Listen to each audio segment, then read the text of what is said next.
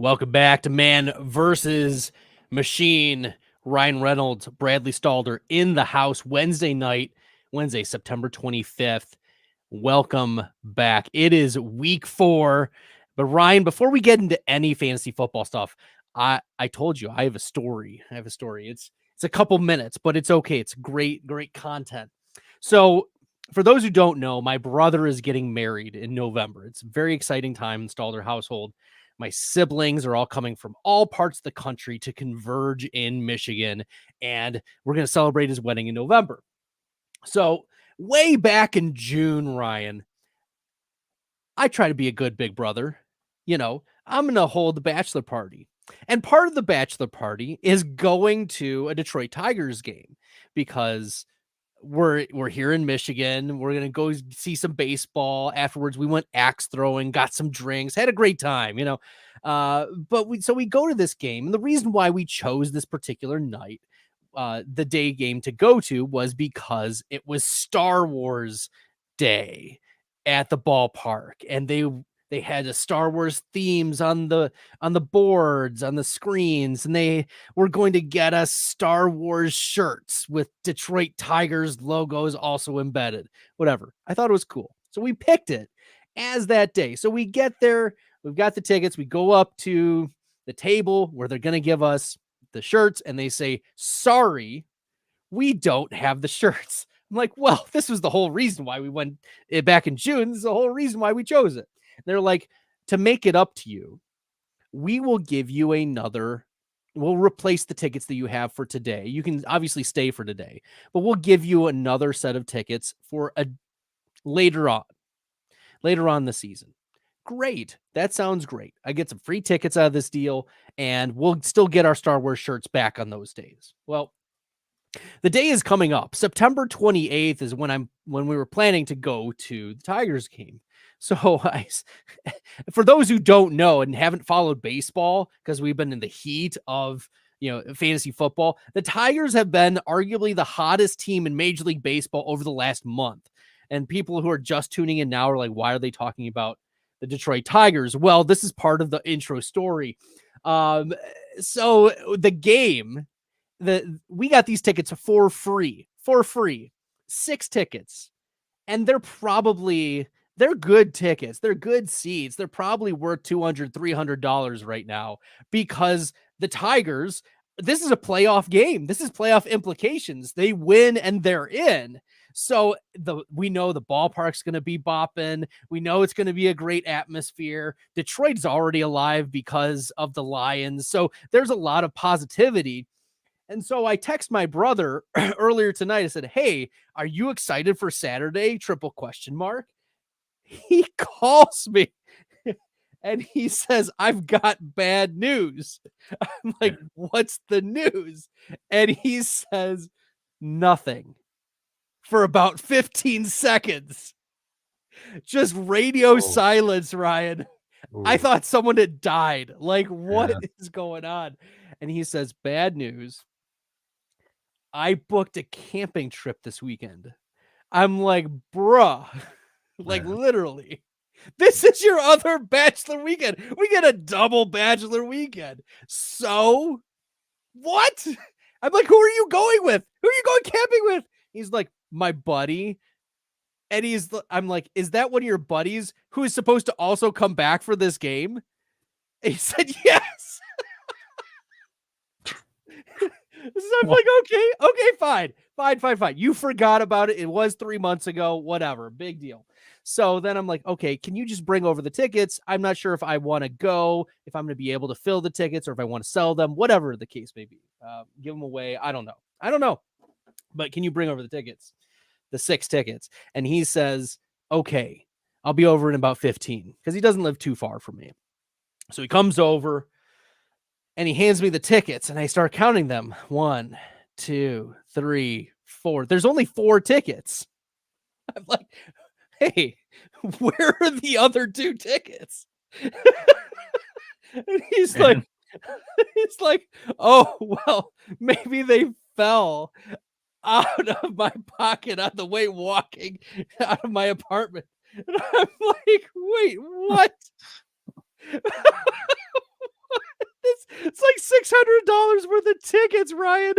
Just they're casually on the ground. So I make him feel a little bad, but I wasn't a jerk about it. I was just like, look, I would have been. I would have been. me the tickets, bring the other two over, and I will figure out what I want to do. So now he is like hastily texting all of his buddies who he forgot to like remind that we were gonna have part 2 of the Bachelor weekend this weekend. And this is like the most important game of Major League Baseball season in the regular season up until this point is this weekend for the Tigers. So yeah, that's what my weekend's gonna be on Saturday there, Ryan. How about that?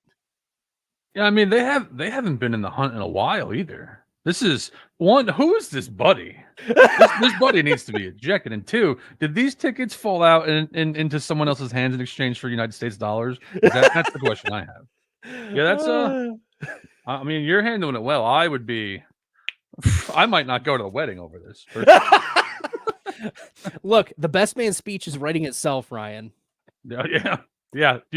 That's true. He gave you very good content for that. He did. This is phenomenal. Well, Maybe tonight.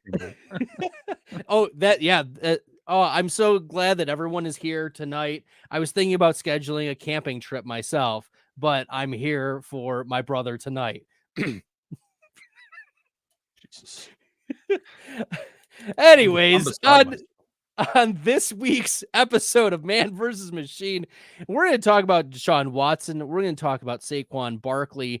We're going to talk about Bucky Irving all throughout it. But even not on the show sheet, Ryan, I think that this week 3, like looking in hindsight, this was like old man strength week. We saw Alvin Kamara have a big game. We saw Saquon Barkley have a big game. Andy Dalton had a bit. DeAndre Hopkins had a big game. Like we saw some old man strength come through in week 3. It's good to see. It's good. Aaron Rodgers had a good week, right? We saw some of these veteran players, I think, move on from the quote unquote preseason of the first 2 weeks because they don't play very much in the preseason. These first couple games are them getting their feet back, into game speed. So any other takeaways about old man strength before we get into our other major storylines? No, I like that. That's a good angle, especially with Rodgers. I mean, obviously he's still Aaron Rodgers. To use another baseball metaphor, when I was a kid, this is one of the first gambling lessons I learned. The Atlanta Braves won the NL East every year, and when I was like 8, I'd be like, I'm going to pick against them every year, and then it's like 3 or 4 years deep, and it's like I learned bury them when they're dead, and that's what you should do with greats like Aaron Rodgers: is bury them when they're dead. Don't try to be early on their demise. No, but Travis Kelce, I think, might be on the way for the demise, right, Ryan? It just doesn't look good for him. Yeah, I mean, I think how you have to treat him now is he's a savvy veteran who's, he'll sit down in zone coverage in good spots, but like in terms of like his athleticism, that's no longer an edge. And he's going to be 35 in 2 weeks, so it's not exactly a surprise either there. He's kind of already in uncharted waters because of that. This reminds me of like Twilight years Jason Witten, where he was like always the tight end 12. And that's pretty much where he's just going to land.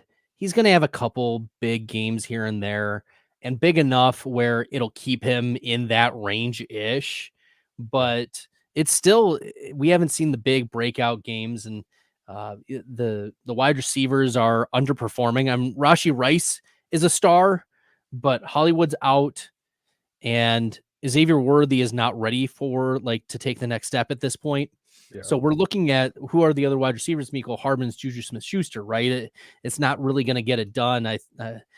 Mahomes now outside the top 8 of quarterbacks comfortably from fantasy. In fantasy, yeah, he probably is. He's like you said, he's gonna have his weeks, but teams are making them throw underneath. They've been doing it for 2 years, and like you said, I'll be curious to see what happens if Hollywood comes back. But yeah, I mean, for now, matchup dependent, I'd say is what he is, and definitely not paying off at ADP. Definitely not paying off at ADP. People are laughing at me, Ryan. This offseason, I had Mahomes at quarterback 15, and right now he's quarterback 14. And I got scoffed at. I got laughed out of my own podcast, Ryan. Second year in a row, I've been low on Mahomes, and it's paying off for right now. So, speaking of quarterbacks that have not been performing, Deshaun Watson, on an EPA perspective, is off to the worst Cleveland Browns starting quarterback start to a season of any Cleveland Browns starting quarterback since the Tim Couch era. Okay. They're not exactly known for their quarterback playing Cleveland either. The Kelly Holcomb, Yeah. Tim Couch era. Like, the reason why I grew up in the Cleveland area at about this time, at that time when they just came back. In fact, the first year that I lived in the Cleveland area, the Browns didn't exist at that point. So I was very familiar with the Tim Couches and the Kelly Holcombs and blah, blah, blahs. But Deshaun Watson, it just looks broken. Like, is there any hope, or is this a just get out in Dynasty while you can? Like, he's droppable in most one quarterback formats. Like, is that how you're approaching Deshaun Watson? Yes, I will say it with one caveat though, and again, like I said this a couple weeks ago. When he rolls out and throws like a 12-yard pass on an out, like that's almost like a celebratory moment. So it's when you hit that area, like it's time to get out. But the one caveat is Cleveland's strength on offense is their offensive line, and they've had a ton of injuries. So that gives, some flicker of hope. But in terms of him as a player, he's no longer the player he was in Houston. It's been quite a while now. So I don't have any expectation that things will get better for him. Yeah, Teller and Conklin both dealing with injuries, and the rest of the offensive line has been either hurt or inconsistent. So, yeah, what was once a strength, is now a liability for Cleveland. Another storyline is we have clarity at the wide receiver 2 position for the New York Jets. We talked about Aaron Rodgers a little bit earlier with his old man strength. Old man strength, Aaron Rodgers. Dare we say perked up Aaron Rodgers? Did you see that? Did you see the videos about perked up Aaron Rodgers? Because that's hilarious. Yeah, it was a bit of a surprise, but he beats to his own drum. Let's put it that way. But we got clarity for the Jets wide receiver 2. It's Allen Lazard. Lazard has earned the trust. We've banged the drum for Lazard for a couple weeks now in terms of what he can bring. He is a reliable veteran. This is what Aaron Rodgers hoped for last year. He wanted a guy that he doesn't need to be the first read, but Lazard is a big enough dude in the red zone. He knows that he's reliable. He's reliable with his hands. He's able to make enough moves, athletic enough, can win downfield enough. This is not Marquez Valdes-Scantling. He's better. He's better than MVS. So right now, Allen Lazard is wide receiver 15 in fantasy points per game. I don't think that he's going to stay there, but like flirting with top 30 wide receiver the rest of the year, I don't think that's outside the range of outcomes given the trust rapport that Rodgers has with Allen Lazard and the coverage that other teams are giving to Garrett Wilson, Ryan. That's how I'm approaching Allen Lazard. Yeah, that's the big one for me is Garrett Wilson's played 3 premium corners to start the year, and they're giving him what I'll frame as help coverage. Like maybe you drift a linebacker or a slant, you have a safety over the top, anything like that goes into the bucket of help coverage for me. And like you said, Lazard's a reliable veteran. I think wide receiver 3 flex territory where you lock him in every week is on the table now too. I will add this though. Mike Williams was given 2 50-50 balls in the end zone last Thursday night. So I think a spike week's coming for him, but he's played with Lazard. A big part of Rodgers' game is on timing. So I think he's going to finish in the top 30 wide receivers at this point. We're bullish on Lazard, but we are bearish. Dun, dun. For Bears running back DeAndre Swift. Ryan had to take a sip of water because that pun was so terrible. DeAndre Swift, there's a game film of him just, it seemed inexplicably running into defenders when he has open lanes. Like, what is this guy looking at? Like, is his visor too dark?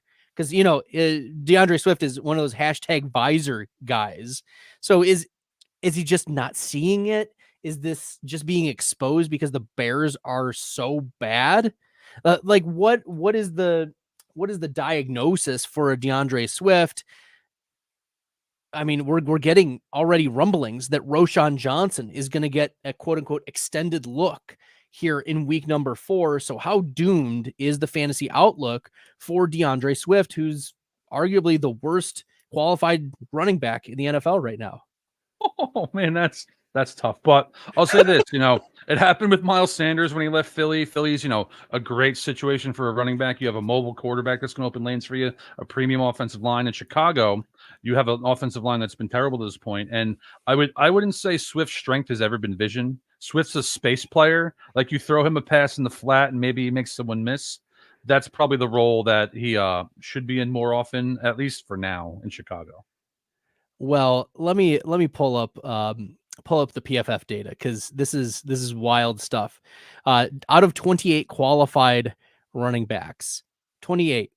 So like those who have had 33 rush attempts, DeAndre Swift is 28th out of 28 in PFF rush grade, and 28 out of 28 in yards per carry. So 27th is Kyron Williams at 3 yards per carry. 28th is DeAndre Swift at 1.8 yards per carry. That's a chasm between the two of them. That's bad. It is. And, it's not an accident either. Like, that doesn't actually surprise me based on what I've seen at Chicago the first 3 weeks. And the offensive line looks really bad too. It looks terrible.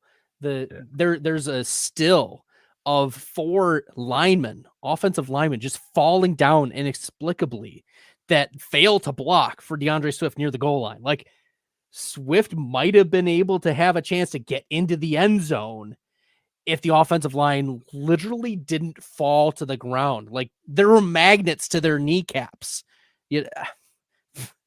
Bizarre. Bizarre. It's been tough in Chicago so far, that's for sure. Yeah, Caleb at least threw for 363, so we were happy with that. We'll stay in division, though, and I wanted to take like not an individual player's take stance, but the Minnesota Vikings have really put it together, Ryan. Sam Darnold looks the part. Justin Jefferson doesn't look hampered by whatever Darnold had issues with earlier. This is setting up beautifully for Minnesota to get Addison back soon, to get Hawkinson back soon.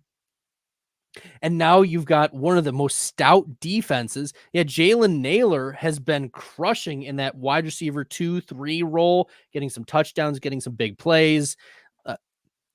Are the Minnesota Vikings, for real in 2024?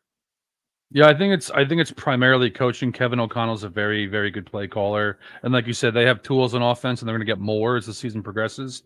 But for me, it's the defense. One of my favorite aspects of football is strategy, and deception is a major part of football. And what Brian Flores is doing on a regular basis is he's walking up 6 guys, he's walking up 8 guys where you don't know who's coming, you don't know who's dropping. And, they've had great success to this point. And, he's right now, if Coach of the Year goes to head coaches, but if you're going to give Coach of the Year to someone, I think it goes to Brian Flores. So the offense has been a great compliment on top of it. So I actually do think that Minnesota is going to be a playoff team at this point. You heard it here. Ryan Reynolds calling the shot before week 4. Minnesota, a playoff team. We're going to get more into the storylines. We're going to talk about some of the top running backs and wide receivers. Should we keep them? Should we trade them? Should we cut them out of our top 10? All of that and more right after this promo for the Player Profiler Player Rankings.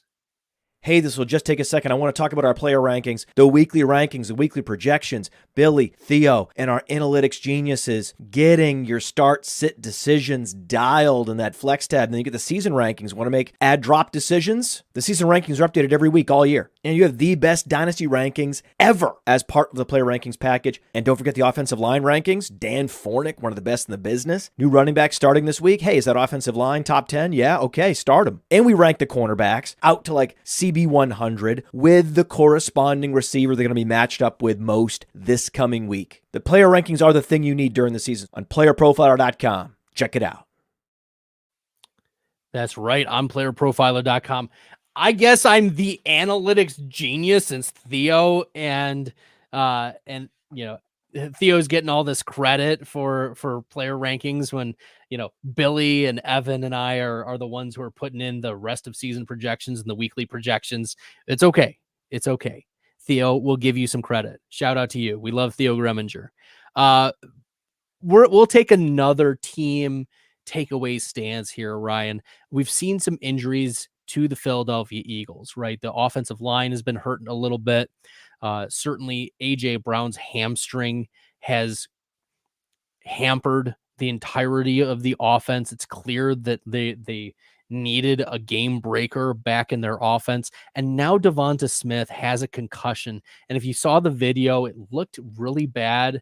The Saints dogpiling on him after his helmet was off. It just looked really bad. Even if they necessarily didn't do it intentionally, it wasn't good. But Jalen Hurts was struggling. Jalen Hurts has had a lot of turnovers, the interceptions, the fumbles. Are the Philadelphia Eagles, outside of Saquon, are the Eagles broken? It's a good question. I mean, since that Super Bowl 2 years ago, where you could argue Jalen Hurts may have had the best Super Bowl performance ever if he doesn't drop a snap. He was electric in that game.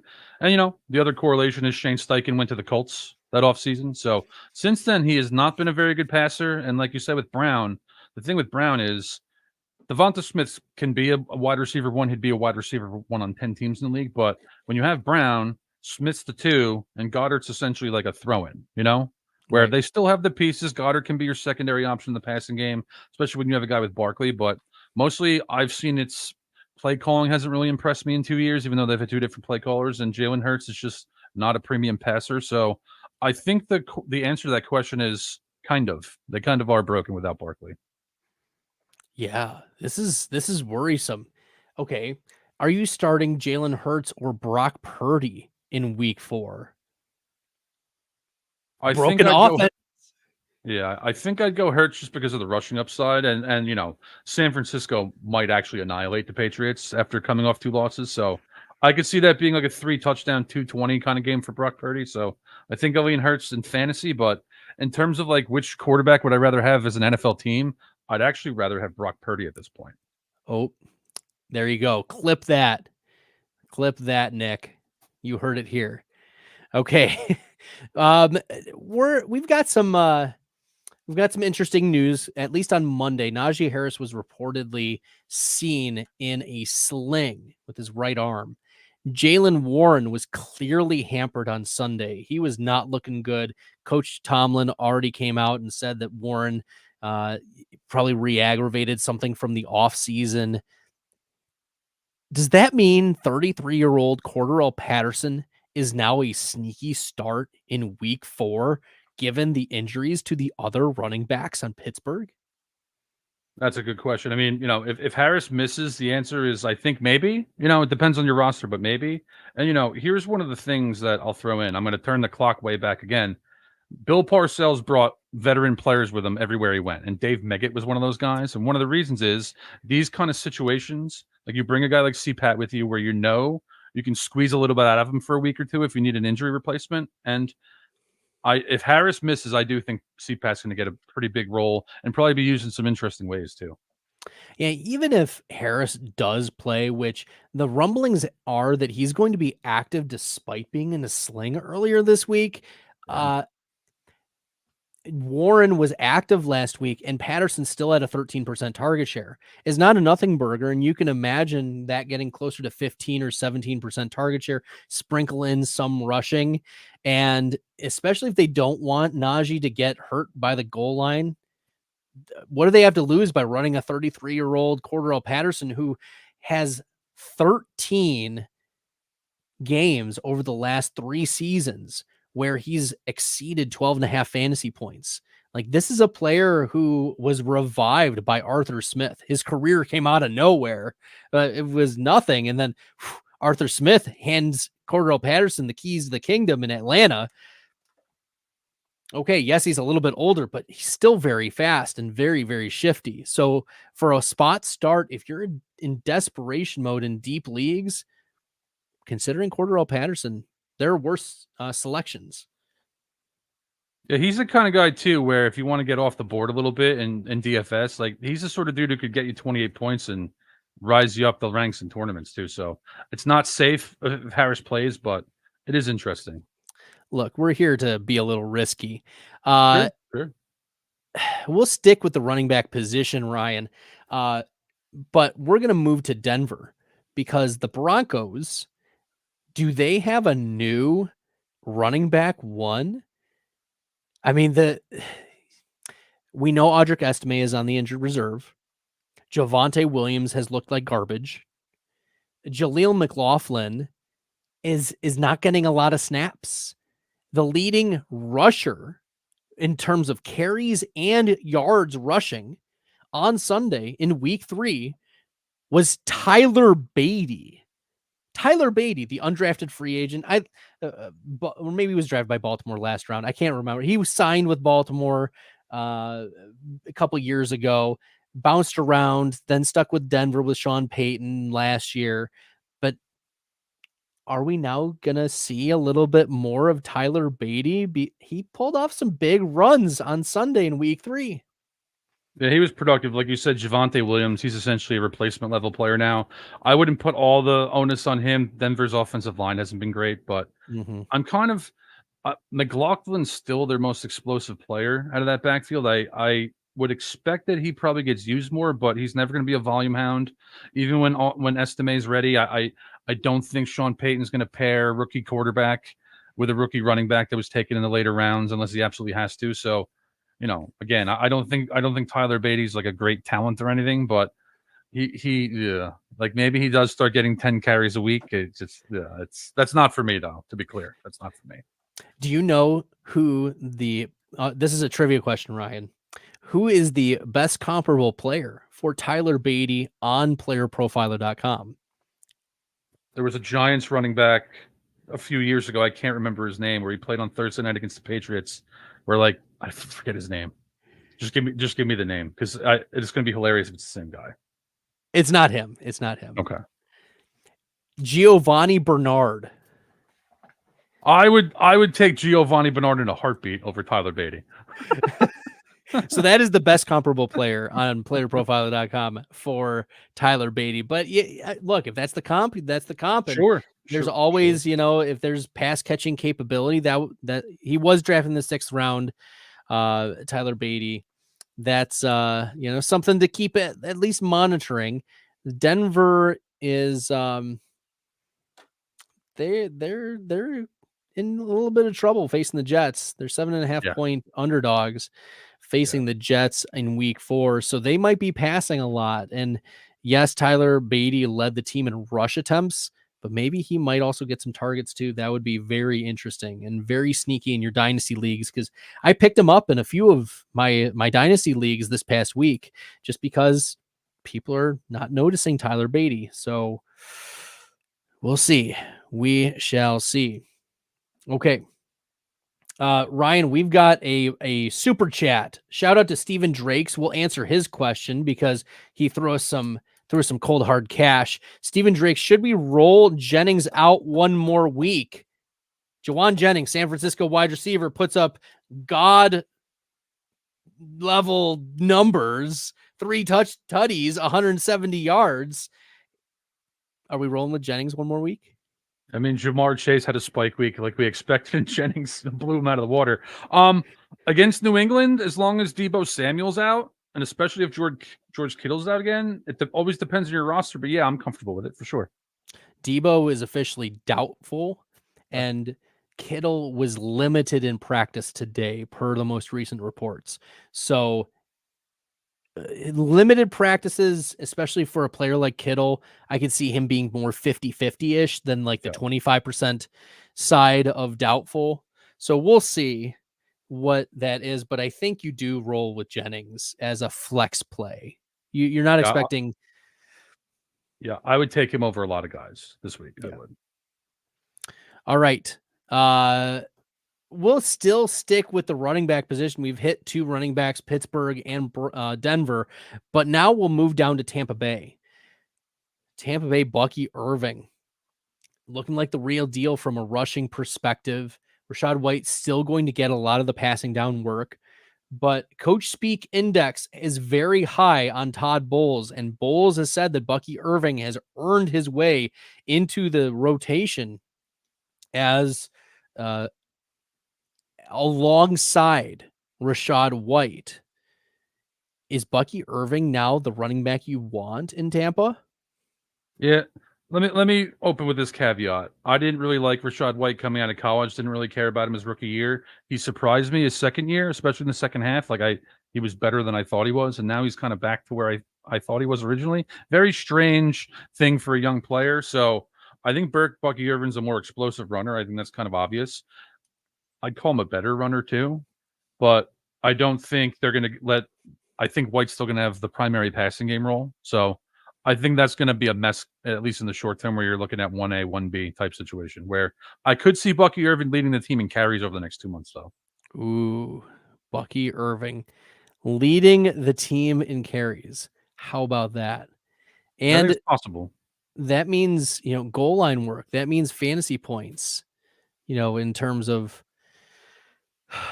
So Bucky Irving could very well outscore Rachaad White. So there are 54 qualified running back. You know how I talked about earlier, DeAndre Swift 1.8. Yeah. So even for those who have 20 carries, it's still DeAndre Swift at 54 out of 54. But Rachaad White is 52 out of 54 this season. Compare that to Bucky Irving, who is tied for 4th in yards per carry.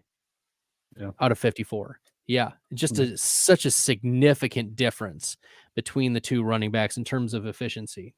Shout out to Lulu11 for throwing us some funds. Appreciate you.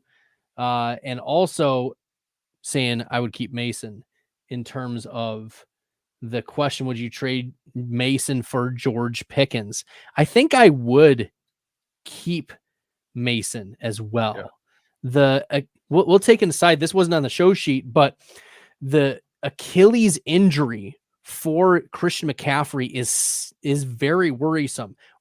We just got reports earlier this week that he either traveled to or was planning to travel to Germany to get another opinion from doctors there. And it's never a good thing when you're traveling out of the country to either get another opinion or a different treatment. If you need a passport to get medical advice, that's no bueno. Yeah, this is America. Like, you're leaving the country to get medical advice in Germany, so it's obvious things are not going well. I too would keep Mason just based off that alone, because I would go to Germany, but if I'm going there, I'm going for Oktoberfest. I'm going to enjoy some beers. I'm going to enjoy some encased meats. I don't know if I want stem cell therapy because I'm, not really in need of that. So McCaffrey's going the Kobe Bryant direction with that, it seems. And yeah, that's definitely concerning. I would not trade Mason for, unless you're getting like Breece Hall. You know what I mean? As long as Christian McCaffrey doesn't like crypto freeze his feet, I think we'll be in okay shape. Shout out Antonio Brown. That guy. Jesus. If you guys don't remember that storyline, Antonio Brown went to Europe and got his feet frozen. Someone's going to color outside the lines. It's that guy. That's for sure. Anyways, we'll keep her going. We got good news in Carolina, Ryan. We got good news. The Carolina Panthers are for real, but not with Bryce Young. It's with the Red Rifle. Are you buying or selling the Red Rifle redemption in Carolina, bringing to life Deontay Johnson, bringing to life Chuba Hubbard, bring to life, Adam Thielen. He brought Adam Thielen so much to life that he tore his hamstring. Like, oh man, I definitely think he's a good thing for Deontay Johnson. I think do you remember when Nick Foles came on for the Bears a couple years ago, where he had like 2 weeks where he was pretty good? Yeah. I don't think the Panthers are a factor with Andy Dalton. I will say this, though. Dave Canales primarily got the shot because he resurrected Geno Smith, and then he resurrected Baker Mayfield. Andy Dalton and Baker Mayfield have quite a few stylistic similarities, but Like, do I think they're going to go into Cincinnati and win this week? I do not.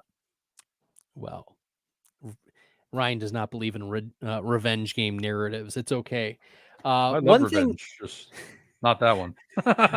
one thing to think about too for Carolina that I think was like I started Andy Dalton in a few leagues, not out of desperation, but because there's one thing that Carolina does have going for them, and it's a really strong offensive line, a passing game, passing blocking offensive line. They gave Bryce Young a lot of time and good blocking.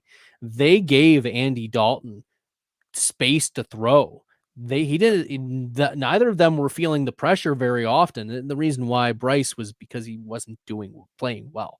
But Andy Dalton is savvy enough that when he's given a good offensive line, he can make throws. He can make throws. So I think I don't think this is flash in the pan, but I agree with you. Like, we know what we're going to get from Andy Dalton. Like, it's always going to be over under 1.5 touchdowns, always over under 1.5 interceptions, right? That's typically the line for Andy Dalton, and like over under 240 passing yards. Like that's about right for Andy Dalton. So yeah, agreed. Tua's out for a while with the concussion. We didn't talk much earlier last week about Tua, but we saw how much it went from hero to zero for the Miami Dolphins offense. Even Devon Achane only put up like 7 fantasy points and half-point scoring. Tyreek Hill, not good. Jalen Waddle, not good. Are all the Dolphins unstartable until Tua or another actual NFL quarterback steps on the field for the Miami Dolphins? Yeah, I was kind of surprised with the Dolphins' game plan last week. I was expecting a little more, just like more creative ways to get Tyreek Hill the ball, for instance. I just was very surprised by that. So my answer would be yes in the overwhelming majority of scenarios, because Skylar Thompson is not really an NFL quarterback.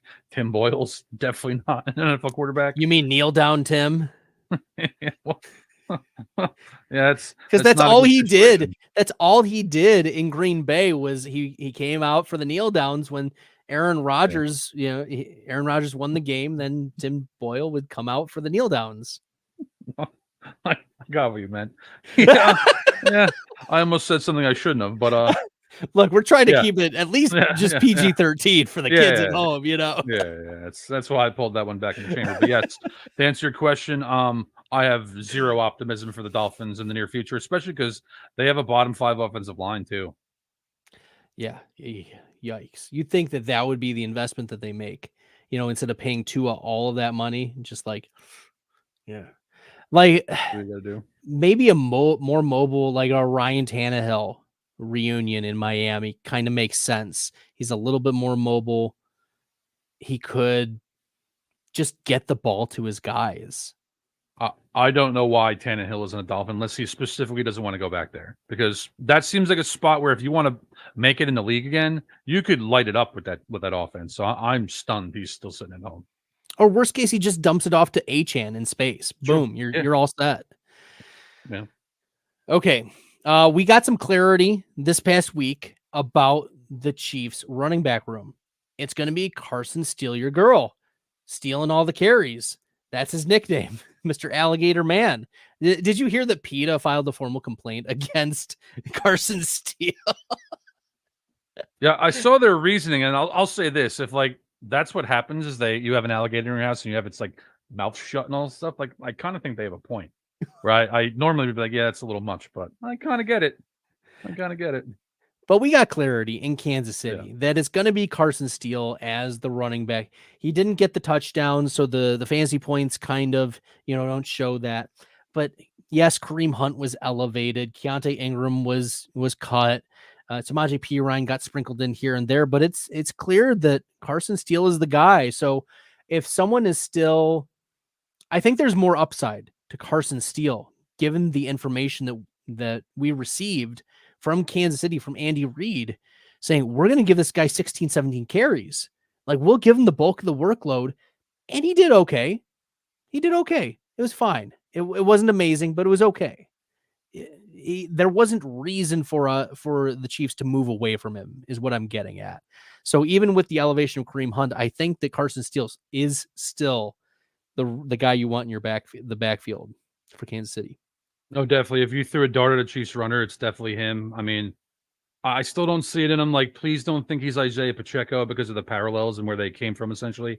He's, a big physical runner, but Pacheco actually has some explosion, and he runs like, there's no tomorrow. So I definitely don't think he's going to be the next Isaiah Pacheco. But again, anyone who, you're getting goal line carries in Kansas City, I mean, he's definitely, running back too worthy on a lot of rosters. Yeah, he 17 carries, 72 yards, 4.2 per carry, a 70.9 rush grade in week 3. I mean, that's respectable enough. It's, as I said, there wasn't reason really for the Chiefs to move away from him. So I expect in week 4 that the Chiefs will continue to lean on Carson Steele. And if he's getting goal line work, that's where the fantasy goodness is at. All right, last storyline, and then we'll get into some keep, trade, cut, and some Q&A. So throw your questions into the chat. If you like the content and find this helpful, smash the subscribe button on Player Profiler channel. Ryan and I go live every Wednesday during the season at 9 o'clock Eastern. The last subject, Josh Allen, MVP. The Bills are 3-0. He's playing well. He's a quarterback on one of the best teams. This is the pathway for Josh Allen MVP season, right? Yeah, I mean, they have a tough schedule stretch coming, but he'd be my MVP through 3 games. I mean, even as a football enthusiast, I actually hope he wins one because he deserves one. But, generally, you need to win the MVP, you need to be the quarterback, one of the top seeds in the conference. So AFC number 1 seed, NFC number 1 seed usually wins. And then essentially, can you lead the league in touchdowns? The answer to both of those questions is potentially for Josh Allen. So hot start. No one else has really went nuts. Like Darnold has a lot of tight end touchdowns, but he hasn't, last week I think he had 180 passing yards and 4 touchdowns. So it's I'm not ready to call Sam Darnold the MVP. So I'll stick with Darnold. Darnold would more be like a comeback player of the year candidate, right? Yeah, they put out some language because of the Joe Flacco disaster, and them naming him comeback player of the year last year, where they want it to be an injury. You overcome an injury, so I don't know if he'll qualify, which is a shame because the career resurrection arc should still be there. But yeah, I mean, if that still counts, he's definitely in the hunt there. Definitely. I mean, playing for Carolina should be TBI. Yeah, I don't disagree, man. I don't. Anyways, but for real though, we'll shift gears here to keep, trade, cut section where we look at some of the top players from the running back and wide receiver positions, and are we keeping them? Because we think that they'll hold value? Are we trading them because we think that they'll lose value, but they still have a lot of value? Or are we cutting them out of our top 10 moving forward? We'll start with the number 1 wide receiver, Malik Nabers, certainly one of the top target earners in the NFL. Ryan, you and I were talking about being bullish on Malik Nabers to start the season. My question was, how would Daniel Jones fare? Like, could you have Daniel Jones not play well and still have Malik Nabers, right? And it seems like those are diverging, right? You aren't seeing super strong. I mean, Daniel Jones, Malik Nabers is getting some fantasy points. Daniel Jones is getting some fantasy points, but Jones is still jonesing. But Malik Nabers, wide receiver 1 through 3 weeks, are you keeping, trading, or cutting Malik Nabers? Oh, I'm keeping, man. I'm a Giants fan. I don't like wide receivers. I love this guy. He's got a little Steve Smith in him too. Like, he'll start fights with people and win them. I love him. I saw on the company account, is Malik Nabers the Dynasty wide receiver 1, and I wouldn't trade Malik Nabers for anyone that plays the wide receiver position. There we go, including Mr. Jefferson. Oh, you heard it here. Malik Nabers, upvote, retweet, wide receiver 1, not only in our hearts but in Dynasty. Yeah. All right, wide receiver 2, Jawan Jennings this year after the big week 3. Keep, trade, or cut Jawan Jennings in our top 10. Yeah, he's not gonna. Yeah, this is an easy cut, right? Yeah. We, he's a very good role player. Again, thrilled that he had a spike game, but I don't think might have a good game this week, but he's gonna go back to 5 catches for 52 yards, where he converts on 4 third downs in the future.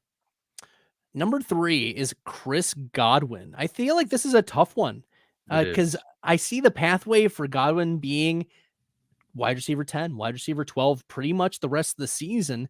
So I feel like this is a trade candidate. Like he's going to go down a little bit, but not lose a ton of value. Yeah, I like that. That makes sense. Like I'd pigeonhole him in the 8 to 12 range would be my expectation. He's, I was overweight on him in best ball, and he's exceeded my expectations at this point. But like you said, I don't expect him to stick at number 3. Number 4, Rashee Rice. I think I'm keeping Rashee Rice. He's going to earn so many targets, and Kelsey is going to Kelsey like he has for the first 3 weeks. Rashee Rice is earning the Travis Kelsey targets. That's the thing, and he's more dynamic. I 100% aligned with that. 2 weeks ago at Establish the Run, I actually wrote Rashee Rice as an Offensive Player of the Year, long shot contender. And, I don't know if his off-field stuff will cloudy that, but he has a very realistic path to leading the league in receptions. And, Andy Reid even said this. He expects teams to pay more attention to him going forward, but I'm keeping Rice too. All right. Justin Jefferson at 5 is an easy keep as well, I think. Even with, Sam Darnold, we expect, I do eventually expect Sam Darnold to like regress a little bit. Like O'Connell is very good at coaching, but he's not, he can only hide Sam Darnold for so long, right? I mean, I like Sam Darnold more than most people until recently, where like now we're talking about him as, a great player, but I MVP think candidate, Ryan. I think he can be fine, especially in the right situation. But like you said, I'm keeping Justin Jefferson as wide receiver 5. I mean, I couldn't imagine a scenario where I wouldn't keep him at that kind of value. Wide receiver 6 is Nico Collins. Just seems like a consistent, the most consistent piece of this Texans offense. At the end of the game, when it was out of hand, Davis Mills threw 4 straight red end zone targets, and he didn't connect with Collins on any of them. But I think that just goes to show you who the number 1 read is. He's the biggest guy. He wins downfield. He is for real. And yeah, they faced a tough Minnesota defense in week 3, but I think Collins is the truth still. I'm keeping him. Yeah, I mean, one thing I look for with quarterback wide receiver relationships is when a player extends, who do they look for? And for the first 3 weeks, it's Nico Collins is the answer. So I'm keeping him at 6. I think he is, just based on the offenses. I don't think he's the best receiver in the league, but he has a path to finishing at wide receiver 1. I do think he's very fortunate to be in the situation he's in, though. Yes. Yeah. And Diggs has been a lot more inconsistent than we thought, and Tank Dell not getting the snaps that we want either. And Dell is also dealing with injury as well. But Collins is the big winner here so far through 3 weeks in Houston. Wide receiver 7, DK Metcalf. This one's a tough one to suss out, Ryan. How are you leaning? Keep, trade, or cut DK Metcalf? Yeah, I was a little above consensus on Metcalf entering the season, so I go in liking him more than most. I don't think he finishes at wide receiver 7, especially because Seattle played 3 of the worst teams in the league to start the year. But this week, Geno Smith's played maybe the 2 best games of his career against the Lions. So I'm keeping DK Metcalf for this week, hoping he torches Detroit on primetime, and then I'm trying to move him. Then you trade. So future Metcalf trade candidate. Number 8, Jaden Reed. Jordan Love should be back here for week 4 interdivisional matchup. He's got the brace. The beat reporters are saying that Love looks more mobile now. Jaden Reed, wide receiver 8 on the season. Are you buying, keep, trade, or cut Jaden Reed? He's kind of like Godwin. I think he falls in the 8 to 12 range. And one of the reasons I say that is when the 2 games that Malik Willis has started, it's very obvious that LaFleur goes out of his way to get Reed touches. So it seems like he views him as their wide receiver 1. I think he finishes closer to 12 than 8, maybe even, into the mid-teens. So at 8, I'm trading him, but in general in fantasy, I'm only trading him if I'm winning the trade, so to speak. Number 9, Marvin Harrison had 0 in week 1 for all intents and purposes. And then week 2 and week 3, get some touchdowns, get some big plays. Kyler Murray, God mode game in week 2. And then week 3, kind of stifled a little bit against Detroit. Detroit's got a very respectable defense. So are we buying or selling Marvin Harrison at wide receiver? Keep, trade, or cut? I keep saying buy or sell, but keep. Are we keeping Marvin Harrison at about ADP, right? This is a ish ADP. Are we trading him or are we cutting him completely out? The thing that I liked about Harrison going into the year is the Cardinals' schedule gets easy during the fantasy playoffs, so I'm going to keep him for that reason. And in the short term, for my own teams, because I haven't really drafted him much, I didn't really take him where he was going very often. I'm going to try to acquire him if he has a terrible stretch for that late, especially because rookies tend to peak late in the year. So the answer is I don't think he's wide receiver 9 essentially, but I don't want to move him because I do think he's going to have some big games when you're in money making season. And Jamar Chase at wide receiver 10, we're keeping him. We're keeping him as top 10, I think. Even with, T. Higgins not being all the way back yet, that was clear in week 1. But one Cincinnati player, before we get to the running backs real quick, that I'm buying on the cheap right now in my deeper leagues is Eric All, the tight end, the rookie tight end. He's been earning some more targets throughout the season so far. Yes, they're short targets, but he seems to be a player that the Bengals coaching staff wants to put more on his plate and give him more opportunities. Like, we know what we have in Mike Gesicki, but Eric All might be a consistent, especially if Higgins leaves next year, it's Yoshi as the wide receiver 2, and then it's Eric All, right? Yeah, especially in Dynasty, if you can get All cheap, because Gesicki's most likely a short-term fix, and we've seen this for years. Like CJ Uzomah had 35-point eruptions in Cincinnati, so I'm in a buying him low too. All right, keep, trade, or cut. Saquon Barkley is the running back 1 overall. Entering the year, I said I thought he was going to start on fire, and then I'd think about trading him right around now. And the thing is, given the role he has, and CMC's gone, and the role these other, and Breece Hall, Braylon Allen's actually really good. So Breece Hall's, I don't think I think he does finish at running back 1, and there's no one I'd trade him for. I'm with you. Yeah. The only part of the Eagles offense that isn't broken is Saquon Barkley. Running back 2, Alvin Kamara. Keep, trade, or cut. What's the number? I think it's 46 touches in the last 2 weeks, and he's already banged up a little bit. I think we've already seen the peak of Clint Kubiak's offense, where I think it'll be fine. I just don't think this is an elite group. I'm trading Alvin Kamara if I can. I will also trade Alvin Kamara. I agree. The age cliff could just come so suddenly. That too. And Kendre Miller should be coming off the IR here very soon. Hopefully, maybe if he's out of the doghouse. Yeah, Dennis Allen does seem to actually hate that guy, so we'll see what happens there. Kyren Williams at running back 3. I think he's a keep. They don't want to take him off the field. They didn't give Blake Corum a snap in week 3. They want to run Kyren into the ground and then just say, well, Blake Corum will be the next guy up. I think that's how we're going. Yeah, I think that's fair. I think I would trade him for the right, package, so to speak, but I'm not going out of my way to move Kyren Williams, especially now, like you said, he's the only game in town in Los Angeles for at least the short term. Yeah, with Kupp and Nakua, this is, we want to squeeze the juice out of him a little bit. We want some return on Kyren Williams. We're not going to really get that return right now. We want to wait a little bit. Derrick Henry at running back 4. Tough one. I think running back 4 is a little high, but he's just I wish this was 4 years ago with Henry. I think Henry could have 2,500 yards running next to Lamar Jackson. But I'm going to give it tentative. If I could get value on him, if I could get a good trade, I'm willing to trade him, but I'm not running out to try to make it happen. I'm just going to hold. I'm going to keep Derrick Henry for now. James Cook at running back 5.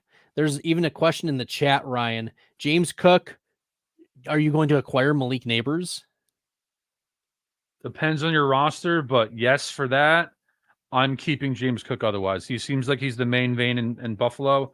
And the thing that I like the most is A big part of Kansas City's offense when Kareem Hunt was there was wheel routes. Kareem Hunt would just kill people with wheel routes. Yeah. I see Buffalo purposely giving those to James Cook for, we're talking like 6+ games now. So I'm keeping James Cook in the overwhelming majority of situations. But I think I'd rather have Malik Neighbors 1-for-1. Yeah, 1-for-1 in a vacuum. I agree with you. Yeah. But James Cook is the real deal. And the Buffalo offense is so flat that he's going to get enough of the volume continuing moving forward. Running back 6, you kind of hinted at it. Breece Hall, running back 6.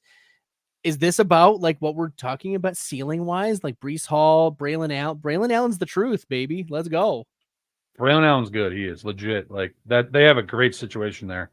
For fantasy purposes, like if I could trade Breece Hall for Bijan Robinson, I would. You're not gonna be able to trade him for Saquon Barkley, obviously. Otherwise, 1-for-1 at the running back position. Would I rather have Breece Hall or Jonathan Taylor? I think I still lean Hall because of the passing game role. I agree. It seems like Aaron Rodgers and Hall. Rodgers is looking for Hall in the passing game for sure. Devon Achane at running back 7. I have a feeling that he's a cut out of the top 10 until Miami really fixes that quarterback position. Are you in agreement, Ryan? Yeah, I mean, if you can trade someone, obviously would, but yes, I think he falls outside of the top 10. Bad offensive line, non-existent quarterback for the foreseeable future. Better days ahead, maybe late in the year, but I think he lands outside the top 10 long term. Jonathan Taylor at running back 8. I think we keep him there. Yeah. Yeah, I'm going to keep him. I said this a bunch of times on the show and during the year. I love his fantasy playoff stretch too, where I could see him at rushing for 400 yards over those 3 games. So I'm keeping him definitely at the 8th slot. At 9, handcuff Zach Charbonnet. I think that's an easy cut out of the top 10. But does this give you confidence that when Kenneth Walker is back, Kenneth Walker can be in the top 10? That's a very good way to frame that. I think he can be fringe top 10 just because he doesn't see a lot of passing game role. But yeah, if Kenneth Walker finishes RB9 overall in points per game, it wouldn't stun me at all. And number 10, David Montgomery. The little engine that won't stop, man. He's kind of secretly the main vein in the Lions offense. I'm gonna say cut. I think he falls a little bit shy of the 10 slot, but he's better and more productive than most people realize. Yeah, in the offseason, I went a little viral, Ryan. I don't know if you remember this, with my Jahmyr Gibbs hate. Right now, Jahmyr Gibbs is the running back 14.5 point scoring, which would put him at about a 3rd, 4th round value in terms of if we were drafting again in just order of value, which is exactly where I said Jahmyr Gibbs was supposed to be. Like, he's just not getting as much in the passing, in the rushing game. He's just not getting enough of the goal line. David Montgomery is taking enough of it to limit the ceiling, the access. We talked about the upside for Jahmyr Gibbs to be Bijan, Breece Hall, Christian McCaffrey if Monty was out for injury. But no, like as long as Monty's there, Jahmyr Gibbs stuck in like high-end running back 2 purgatory. Yeah. All right, we have time. We have about 1 minute for questions. So we'll rapid fire them and we'll call it a night. Za215, yo. Should I trade Tank Dell for Pickens or Ayuk? I would trade Tank Dell for Ayuk. I don't think I want to get involved with the Steelers passing game. Agree. That was easy. That was an easy one. Tank Dell, Xavier Worthy, and Brian Thomas. Assuming that means or. Yes, which one of those 3? And I think I'd actually go Brian Thomas. Don't have a ton of conviction there, though. Neither me. The Jaguars are also #broken. Terry, Shakir, or Tank Dell, half PPR. Shakir's the truth, Ryan. Khalil Shakir is the wide receiver 1 ? On the Buffalo Bills. We want that. To answer your question, I'm going to say you're right, but I think I would take Terry McLaurin over Shakir. Okay. Should we go Devontae Adams for Rashid Shaheed? It's probably, I wasn't expecting that to be like something I had to think about. I still lean Adams, but I'm going to lean Adams for sure. I still lean Adams as well. Are we going with Jawan Jennings, Tyreek Hill, or Tony Pollard in the flex? Wow, because I think the answer might be Juwan Jennings. Oh my Oh, God. the chat is fire tonight. Let's go. Oh, Juwan Jennings I'm for not this gonna be able to week. sleep. Yeah, I'm not gonna be able to sleep tonight after saying that. But Gross. Corum and a third for Singletary. I assume they. Well, I'd rather have Corum in Dynasty. yeah, me too. I'm gonna stick with Corman Dynasty too.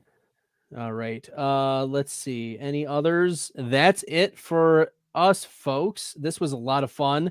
Check out Ryan at Ryan Reynolds NFL on the X Machine. I'm FF Stalder, Bradley Stalder.